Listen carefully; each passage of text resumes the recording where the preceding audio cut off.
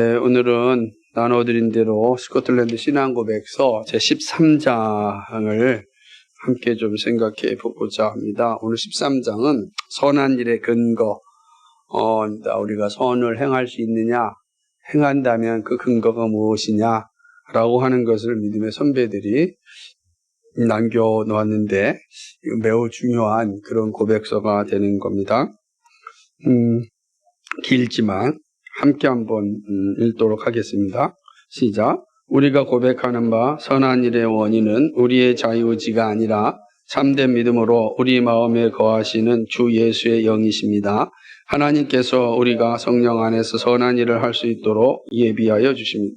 성화의 영이 없는 사람들의 마음속에 그리스도께서 거하신다고 말하는 것은 신성모독이라는 것을 확증합니다. 그러므로 우리는 살인자, 억압자, 잔인한 박해자, 간음자, 불결한 사람, 우상숭배자, 술 취하는 사람, 도둑 및 모든 불법을 행하는 자들은 참된 믿음도 없고 주 예수의 영이 어떤 것도 갖지 못한 자들, 악한 일을 지속적으로 행하고 단연합니다. 하나님의 택하신 자녀들은 성령을 믿음으로 받습니다.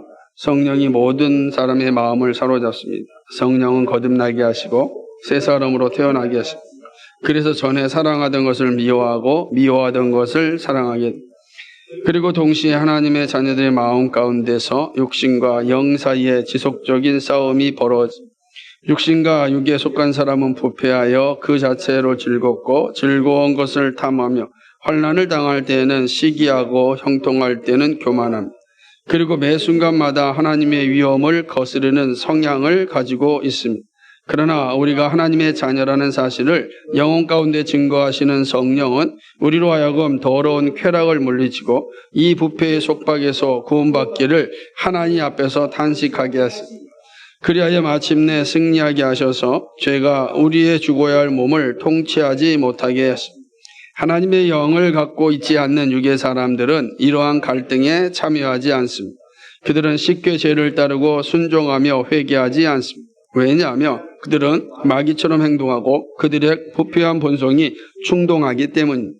그러나 하나님의 아들들은 죄에 맞서 싸웁니다. 그들이 악을 행할 시험을 받을 때에는 슬피 울며 애통하며, 그리고 그들이 넘어지더라도 진실하고 거짓 없이 회개하여 다시 일어나.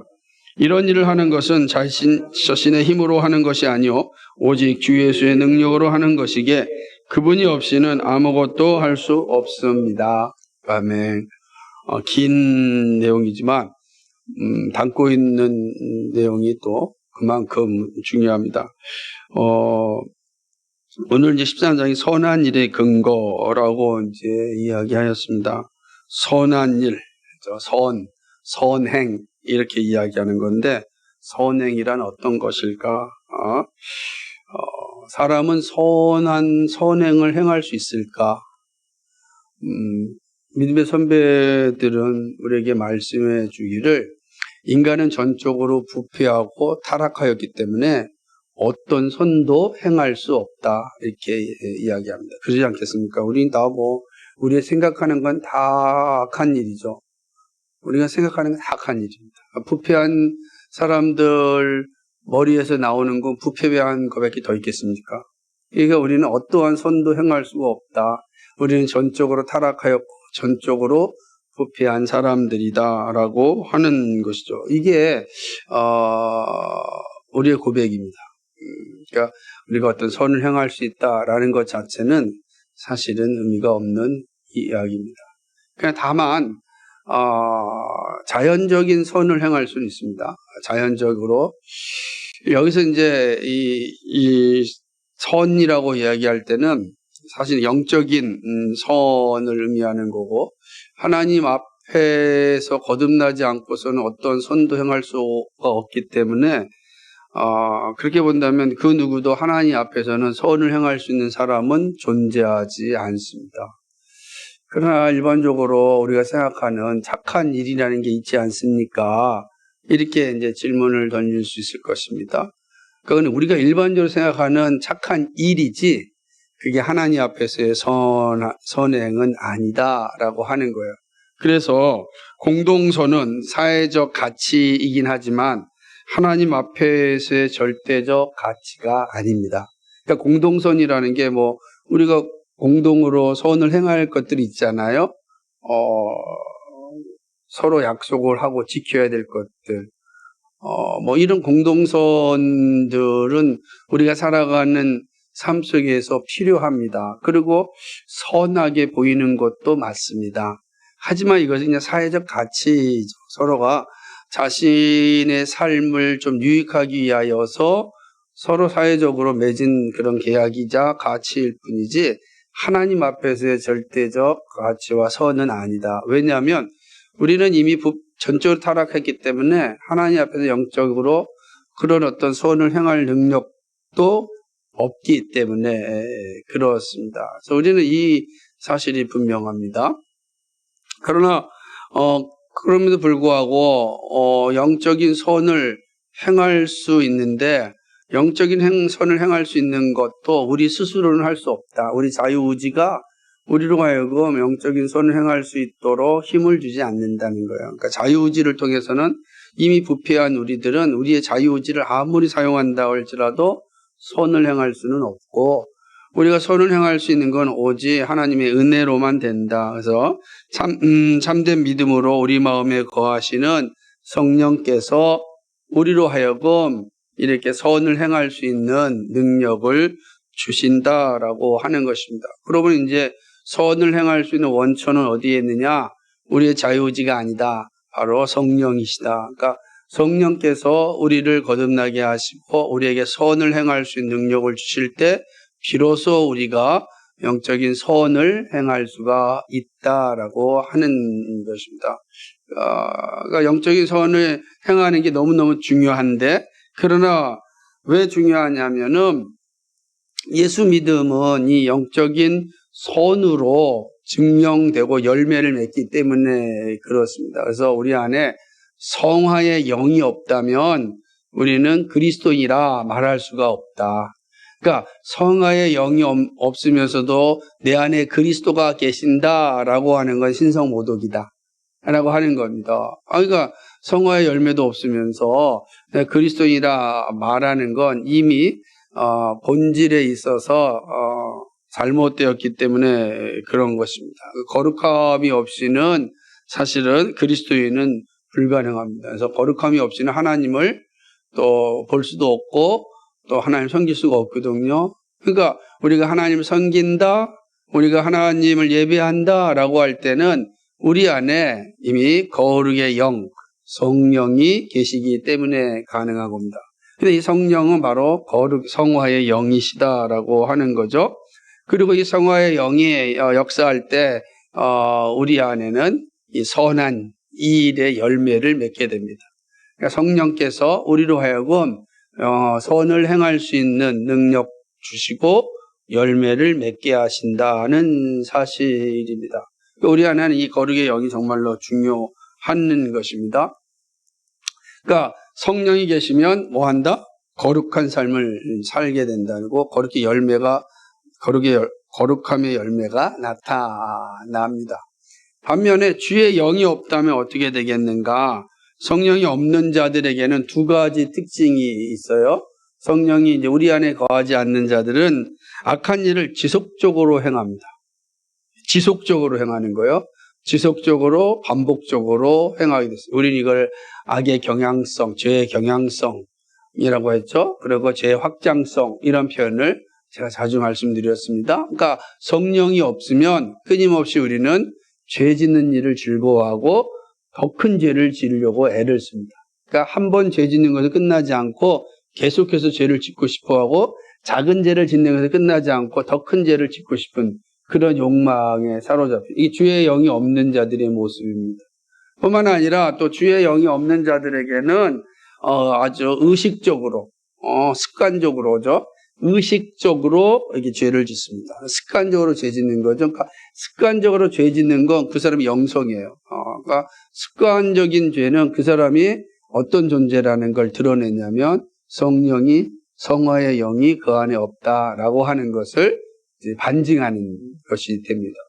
성화의 영이 없는 자들에게는 이렇게 습관적이고 의식적이고 지속적이고 그 다음에 더 큰 죄를 향하여서 살아간다라고 하는 거죠. 그러니까 이게 아주 분명한 모습 속으로 있다라고 하는 거죠. 그러나 반면에 주의 영이 있는 자, 하나님의 사람들은 어떤 특징을 가지고 있는가? 하나님의 영을 가진 사람들의 특징. 여러분 제가 성경 구절을 거기다 기록해 놨는데 나중에 성경 구절을 이제 찾아보시면 되겠고요. 그러니까 하나님의 사람들, 하나님의 사람의 특징은 뭐냐? 우선 이 하나님의 사람들은 성령을 믿음으로 받습니다. 그러니까 우리 안에 성령이 임하시는 건 예수님을 믿을 때, 우리가 예수님을 믿으면 성령이 우리 안에 거하시는 겁니다. 그러니까 이게 1960년대 우리의 믿음의 선배들이 명확하게 규정해 놨어요. 이게 참 소중한 거예요. 왜 그러냐면 이게 이제 20세기, 정확히 19세기에 오면서부터 이게 변질돼 가지고 우리가 원하면 성령이 오시는 것처럼, 그죠? 성령 받아라. 그래서 사람이 성령을 줄 수도 있고, 성령이 오시옵소서 그러면 오시고, 이러한 이상한 신학적인 변질이 일어났습니다. 거기에 이제 예를 들자면 이 부흥사들이라든지 혹은 은사주의자들이 많은 탈선을 일으켰기 때문에 건강한 신학에서 많이 이탈된 현실이 이렇게 20세기, 19세기부터 일어났는데 그렇지 않습니다. 그러나 믿음의 선배들은 이미 종교개혁 시대부터도 성령은 믿음으로 받는다라고 하는 거예요. 믿음으로 성령을 받습니다. 우리가 예수 믿으면 성령이 우리 안에 거하신다는 것이죠. 성령이 모든 사람의 마음을 사로잡습니다. 그러니까 우리의 마음을 사로잡는다라는 것은 우리의 마음을 인도하고 이끌어 주신다라고 하는 건데 누가? 성령께서. 그러니까 하나님의 사람들의 특징은 성령의 인도함을 받는 사람들, 성령의 지배를 받는 거죠. 그러니까 성령께 절적으로 내 마음을 다 지배에게 맡기는 거죠.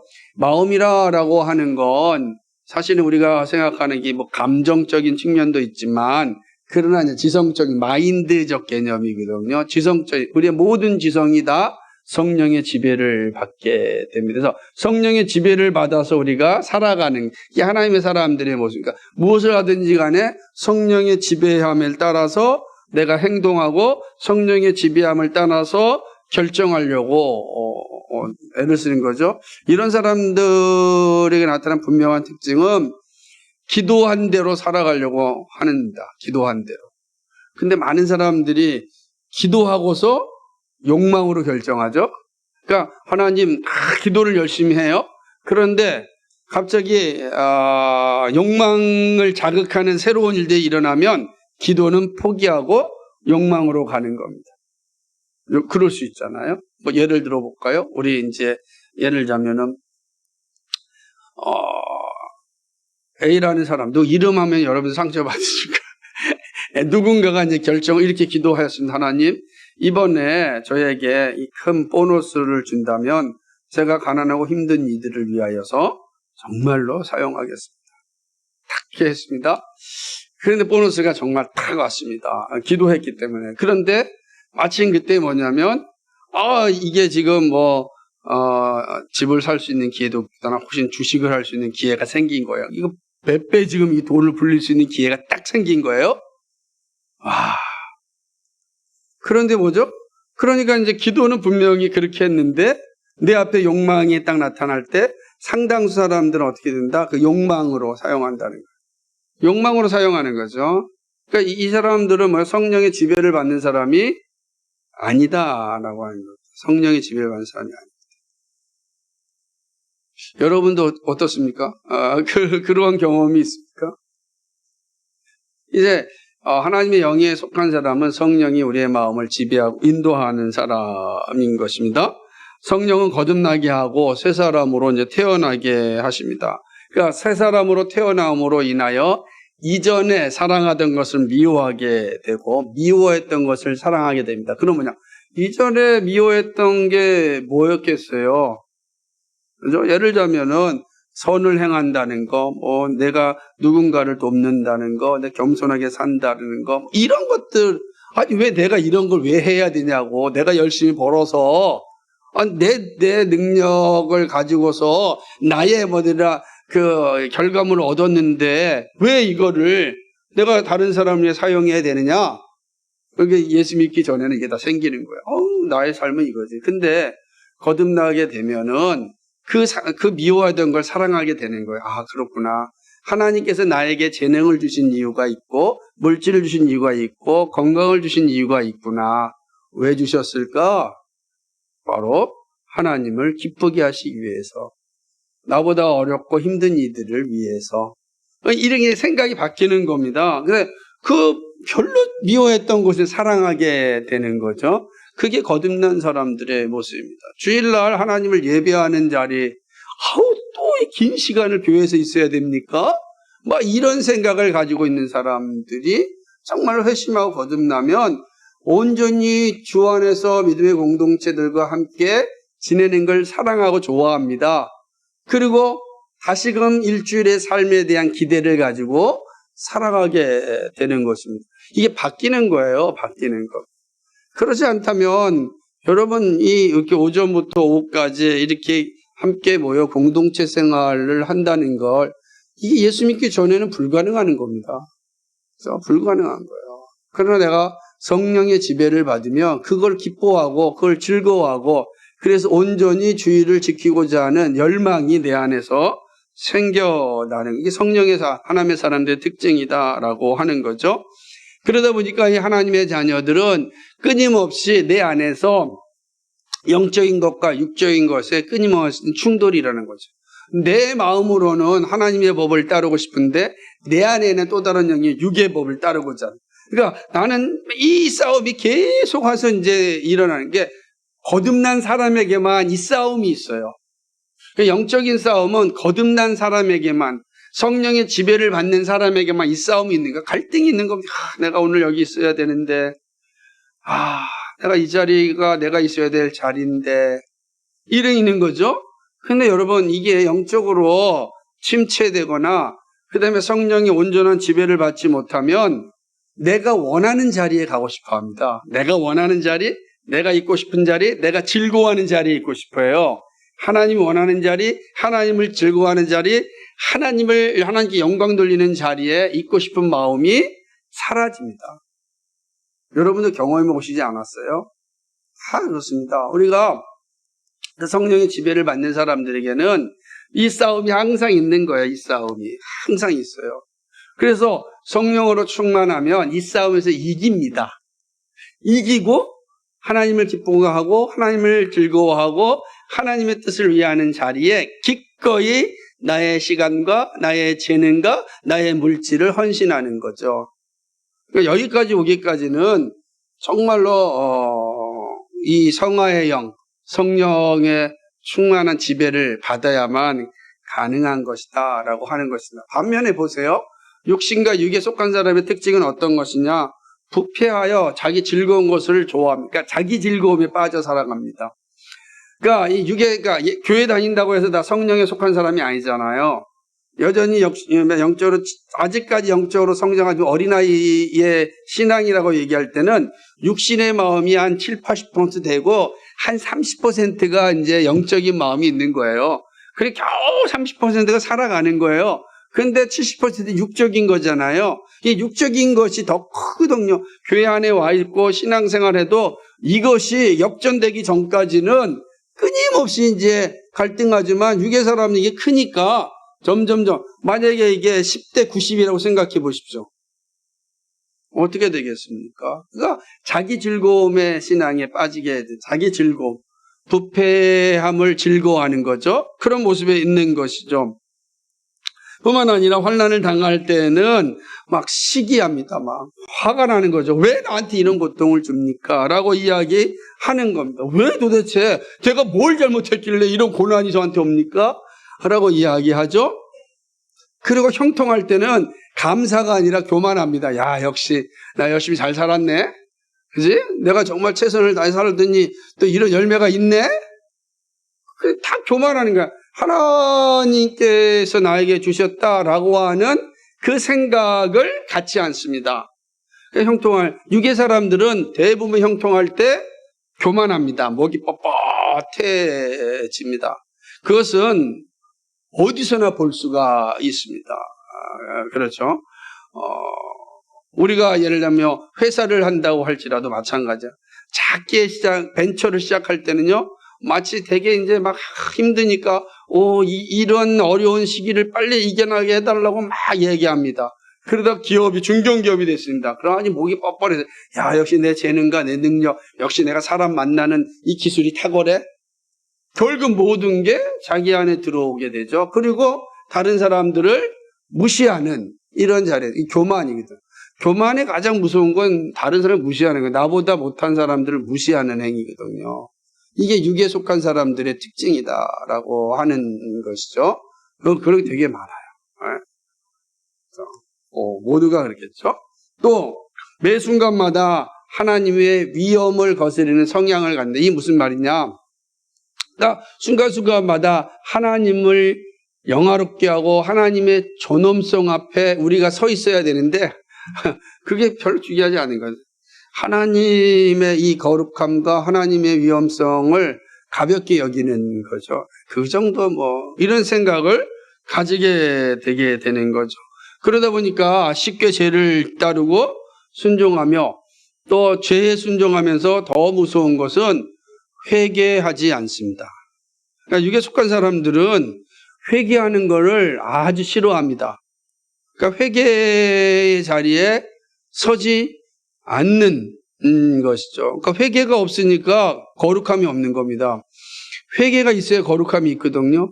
회개가 있어야 자기를 하나님 앞에서 철저하게 내려놓는 그런 겸손함이 있는데 회개가 없으니까 자기를 내는 겸손함이 없고 겸손함이 없는 사람은 늘 교만한 거죠. 그러니까 이런 자리가 늘 있는 거야. 회개함이 없어. 육에 속한 사람들은 내가 왜 회개하냐? 내가 무슨 죄를 졌다고 회개하냐? 이렇게 이야기를 합니다. 내가 아무리 생각해도 잘못한 거 없는 것 같은데. 그래서 기도할 때마다 우리 한 주간의 삶 속에서 하나님 앞에 마음을 아프게 한 있으면 회개합시다 했을 때 아무 생각도 내가 뭘 잘못했지? 그러니까 회개 기도가 안 나는 거예요. 그리고 함께 기도하자 할지라도 내가 회개할 게 없는데 왜 맨날 목사님 회개하라고 하지? 이런 생각이 드는 거죠. 그러나 우리의 삶 속에는 사실은 끊임없이 죄와의 싸움이거든요. 게으른 죄도 있고요. 여러분 하나하나 찾아보면은 정말 내가 하나님 앞에 거룩하게 살지 못하였던 수없이 많은 생각들이 나를 지배합니다. 그러니까 그런 회개의 자리에 날마다 서가는 사람이 성령의 지배함을 받는 사람이거든요. 그러나 그러지 않으면 그렇게 되죠.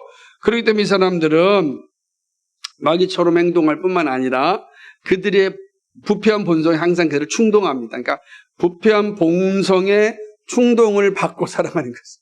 그러니까 하나님의 말씀에 충동받는 게 아니라 부패한 본성의 충동을 받는 거예요. 이게 하나님의 말씀인가 라고 생각하지 않고 내 부패한 본성에 충동받아서 탁 살아가게 되죠. 이게 육에 속한 사람들의 대부분의 모습이다. 그럼 우리는 어떤가 잘 살펴보는 게 되게 중요합니다. 그렇죠? 그런 이제 이러한 어떤 육에 속한 사람들과 다르게 하나님의 자녀의 모습들을 좀 생각해 보아야 하는 것입니다. 이 하나님의 자녀들은 그러니까 성령을 받아서 사실 하나님의 사람이 된 사람들, 이 하나님이 된 사람들에게 나타나는 모습들이 뭐냐?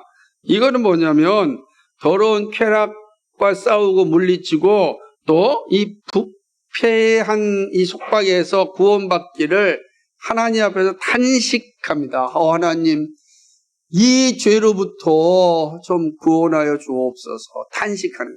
내가 하나님의 말씀대로 살지 못했던 것에 대한 탄식함이 항상 일어나는 거예요. 오라 나는 공고한 자로다. 이런 탄식이 일어나는 거예요. 여러분 어떠세요? 한 주간을 살면서 하루를 지나고 나서 내가 하나님 앞에서 합당해 살지 못했던 모습이 생각날 때 여러분 잠자리에 들기 전에 탄식한 적이 있습니까? 내가 오늘도 정말 하나님 앞에 바로 살지 못한 나의 모습 참 부끄러워가지고 탄식한 그런 경험이 있습니까? 아니면 그냥 오늘도 잘 살았네라고 그냥 잠자리에 들어갑니다. 우리가 사실은 매일매일 그런 탄식의 자리에 서는 건 힘든 건 사실입니다. 그러나 하나님의 자녀들은 이러한 탄식, 그러니까 죄의 부패한 속박에서 벗어나고자 하는 그런 탄식함이 사실은 이제 늘 이제 생기는 거죠. 그러니까 이 탄식함이 있어야 죄와 싸울 수 있거든요. 탄식함이 없으면 우리는 싸울 수가 없습니다. 그렇죠? 그리고 이런 탄식한 자들은 반드시 죄로부터 궁극적인 승리를 얻게 되는 것입니다. 하나님의 아들들은요, 아주 확실하게 죄에 맞서서 저항하는 거죠. 그러니까 죄에 대한 저항성이 하나님의 자녀들에게 있습니다. 이건 분명한 것 같아요. 그러니까 죄에 순응하지 않고 죄에 대해 저항합니다. 이건 아닌데 막 갈등이 생기는 거죠. 꽁돈을 받았을 때 진짜 이거 받아도 되는 것인가 라고 하는 그런 마음이 우리 안에 생기는 겁니다.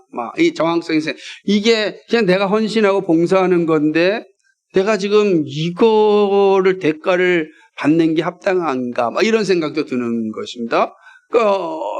지금이야 이제 많이 여러분도 자연적인 어떤 선을 통해서 회복되었지만 길거리에 떨어져 있는 돈을 보았을 때 야, 웬 행제냐라고 짓는 게 아니라 이건 내 것이 아닌데 이 잃어버린 사람의 마음은 어떨까 생각한 이거 그렇게 생각하는 사람 되게 힘들거든요. 드물잖아요. 근데 그게 이제 성령의 지배를 받으면 그런 생각이 드는 거죠. 그래서 작지만 어쨌든 그 모습들에서도 선을 행하려고 하는 이 욕망이, 그 죄와 맞서 싸우는 저항이 생겨나는 것입니다. 그러니까 이런 모습들이 항상 있는 거죠. 그러니까 그렇기 때문에 악을 행하는 일에 있어서 되게 슬퍼하죠. 죄 짓는 일에 슬퍼하죠. 여러분 죄 짓고 나서 슬퍼한 경험이 있습니까? 애통해한 경험이 있습니까? 근데 이 하나님 사람들은 정말 거짓말하고 나서 저녁에 하나님 앞에 섰을 때 정말 애통해하고, 왜냐하면 사단의 괴락에 우리가 넘어질 수 있거든요. 근데 그게 성령에서 반드시 깨닫게 돼요. 그러면 회개하고 회개는 애통이거든요. 하나님, 애통하는 자리에 서게 됩니다. 이게 하나님의 사람들의 모습이다라고 하는 것이죠. 그러니까 이들은요, 죄질 수 있어요. 넘어질 수 있어요. 그런데 즉시로 회개의 자리에 서게 됩니다. 그러니까 회개의 자리에 내가 있다. 구원받은 사람이에요. 성령의 사람이 됩니다. 회개의 자리에 쓰는 거.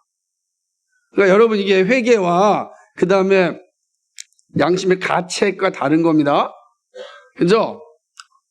후회와 다른 거예요. 여러분 자, 양심의 가책, 후회.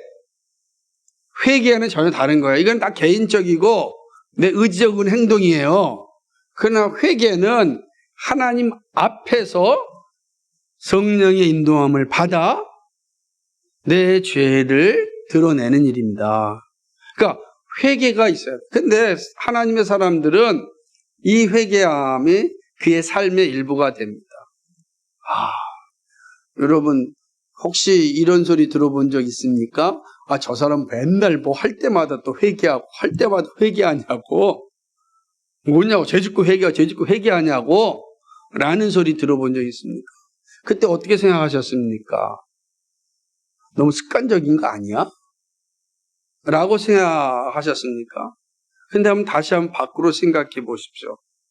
하나님의 사람이 아닌 이들은요, 회개하는 일이 없습니다. 그러니까 하나님의 사람만 회개하고, 회개하는 것은 성령께서 그의 마음을 강하게 이게 다스리기 때문에 작은 일에 대해 민감하게 반응하여 회개하는 겁니다. 내가 혹시 누군가의 말로 아프게 했다든지, 내가 혹시 누군가에 대해서 거짓말로 해가지고서 그들이 어려움에 빠지게 했다든지, 누군가의 도움을 주었을 때에 내가 분명히 도울 수 있음에도 불구하고 내 욕심 때문에 싫다고 했다든지, 이럴 때 하나님의 사람들은 그 끝나고 나서 그럴 수 있잖아요. 그때 마음속에 하나님 정말 죄송하고 하나님의 마음을 좀 잘 따랐어야 되는데 내 욕심이 나를 너무 많이 지배한 것 같습니다 라는 회개가 일어나는 거예요. 그 다음에는 조금은 나아진단 말이에요. 조금은. 그러니까 이런 게 우리에게 있느냐라고 하는 것입니다. 그게 거듭난 사람들의 하나님의 자녀들의 모습입니다. 그러니까 여러분이 늘 회개의 자리에 서는 건 복된 거고, 우리가 말씀 듣기 전에 기도하기 전에 항상 회개 기도하자라고 하는 건 거듭났기 때문에 가능한 겁니다. 거듭나지 않으면 우리가 회개하는 의미가 없죠. 그렇게 된다는 거죠. 이것이 바로 하나님 자녀의 모습입니다. 그런데 우리가 이러한 죄와 싸울 수 있는 힘의 원천이 어디에 있는가? 나에게 있지 않다. 내 자유의지에 있지 않다. 내가 이런 죄와 싸울 수 있고 이렇게 회개할 수 있는 원천이 어디에 있는가? 그건 예수 그리스도에게 있다.